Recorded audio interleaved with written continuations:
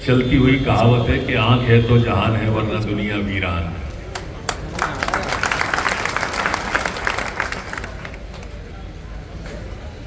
आंख अगर अच्छी नहीं है तो सारी चीजें, सारी बीमारियां पकड़ना चालू हो जाती है, क्योंकि आदमी डर के मारे निकलता नहीं है, रात बिरात निकलता नहीं है, चलता फिरता नहीं है, तो पेट खराब हो जाता है, और पेट खराब होगा तो बाकी की चीजें धीरे धीरे खराब होने लगती हैं। आंख इतना महत्वपूर्ण पार्ट है, पर दिक्कत क्या आती है कि जो महत्वपूर्ण पार्ट है, एक मानव का स्वभाव भी है कि जो हमारे महत्वपूर्ण अंग है, चूंकि हमें ईश्वर ने निःशुल्क दिए तो हम उनकी कदर नहीं करते। जब खराब हो जाते हैं तब उसका महत्व समझ में आता है, जब तक समय निकल जाता है। जब अच्छा शरीर होता है तो ईश्वर का धन्यवाद ही नहीं करते। अगर दृष्टि अच्छी होगी तभी तो सृष्टि अच्छी नजर आएगी। जब दृष्टि अच्छी नहीं होगी तो सृष्टि अच्छी नजर आएगी ही नहीं आपको, चाहे आप कुछ कर लो।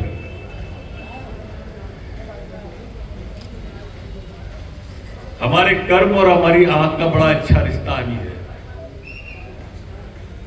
हमारी आंखें अच्छी होती हैं तो हमें दुनिया अच्छी दिखाई देती है, और अगर हमारे कर्म भी साथ में अच्छे हो तो दुनिया को हम अच्छे दिखाई देते हैं। इसलिए शरीर के सारे अंगों के लिए ईश्वर का धन्यवाद देना चाहिए।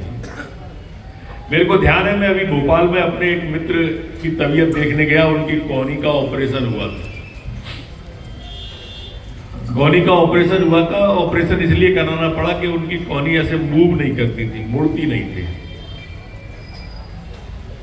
मैं गया, ऑपरेशन के बाद उनकी कोहनी मुड़ने लगी थी, तो मैं 15 मिनट बैठा होऊंगा। 15 मिनट में उन्होंने 100 बार ईश्वर का धन्यवाद दिया कि मेरी कोहनी मुड़ने लगी है। और जिनकी कोहनी अच्छी मुड़ रही है वो एक आध बार देते हैं कि धन्यवाद ईश्वर को?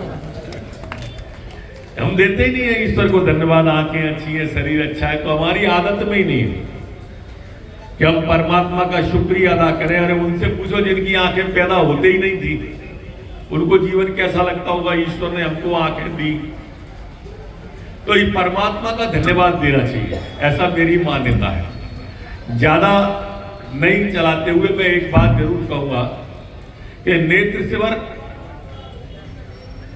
जो अग्रवाल परिवार ने लगाया, ये ठीक है, उन्होंने अपने पूर्वजों के नाम से लगाया, दुकानें भी उनकी पूर्वजों के नाम से, उनका नाम जिंदा रखा। लेकिन नेत्र शिविर हो, ये हमेशा कोई संस्था लगाती है, समाज लगाता है, सरकार लगाती है।